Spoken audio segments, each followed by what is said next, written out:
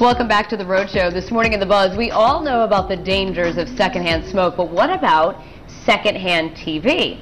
Researchers are now warning about the dangers of watching TV or leaving it on in the background when very young kids are nearby.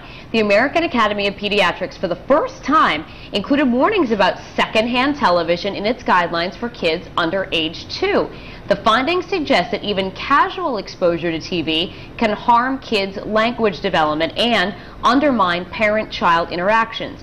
The warning says TV keeps young kids and their parents from interacting, if you're watching TV, a key way that children develop the working vocabulary they're going to need in school. Recent surveys find that about 1 of every 3 families leave the TV on most of the time. I got to tell you guys, I have always felt, and I don't know whether it's my own issue. Your own warped sense. Like I cannot have multi-layers of noise going on ever. It drives my husband crazy.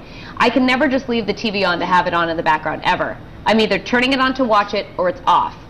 I think the only time... What do you think? The only time we've ever left a TV on is we have like a small monitor in the kitchen, and if we're like busy baking something or cooking or something like that, if you, I don't know, if you throw a movie on or something, and that's going on in the background.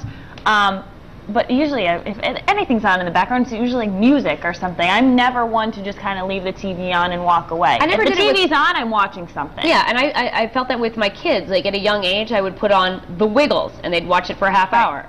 And then that was it. I wouldn't just leave it on. What about you, Pat? I don't leave it on, I don't think, but it seems to be always on, and someone's always watching it.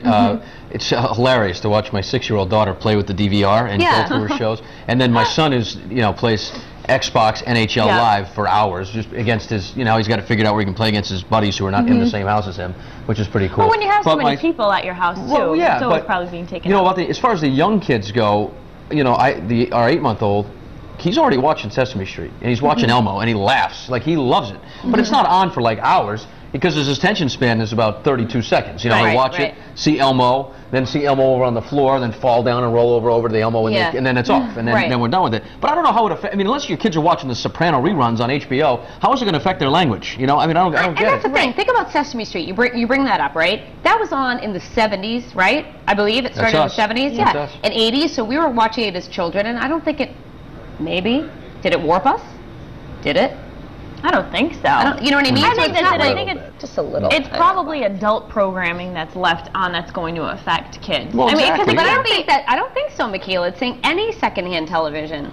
That's what they're talking about. It's not about, is it okay for your child to just watch Sesame Street for half hour? I think they're talking about when we're watching it, right? And it's on kind of in the background? Yeah, I was actually talking about this with my in-laws the other day, because they used to do like a daycare at their house, and they're in this whole TV thing and the kids. And they're like, you know what?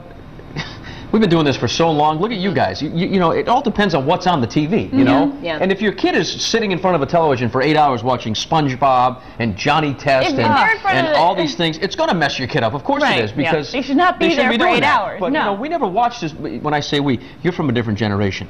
But our TV was not fast-paced and crazy. No, but we didn't watch as much TV as when we were younger, because we went outside. Not that you didn't, but even like the kids that are younger now, there's so many more temptations to stay inside and not get out and actually interact with people that I think it's different. So I can understand sort of where that study is based on. Yeah, I think less TV the better. Except when you're watching the Road Show. Keep it on for the full hour. Anything that's on that's not going to harm your brain. Eyewitness News, CBS, or Fox, you should have on all the time. All the time, 24/7.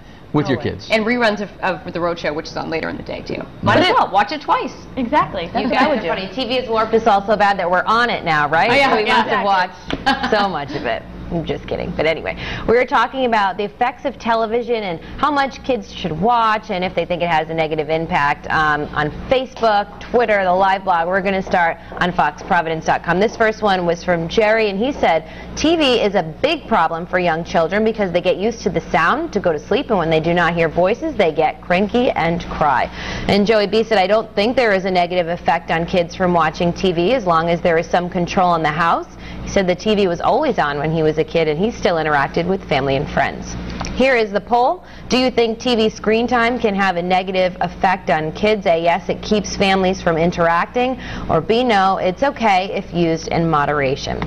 This question has generated about 10 comments so far on our Facebook page. A lot of folks are weighing in, and some are similar responses. Michelle said she doesn't think, you know, it has a negative effect. It has the right type of programs. You have to monitor what the kids see, hear, etc. She said, I think adults should be more concerned about the conversations they have around children. Angie Bermuda says, I believe it can hinder imagination and creativity. Limiting how much and what they watch can definitely help in the future. And Elin said, it depends on what they are watching. There are some really great interactive programs for children right now, and when the parent's there, it encourages participation. So if you guys feel the complete opposite, leave a comment. Maybe we'll read some more at the end of the show when we have those poll results. For now, we're going to go back into the kitchen. Danielle, what are you working on now?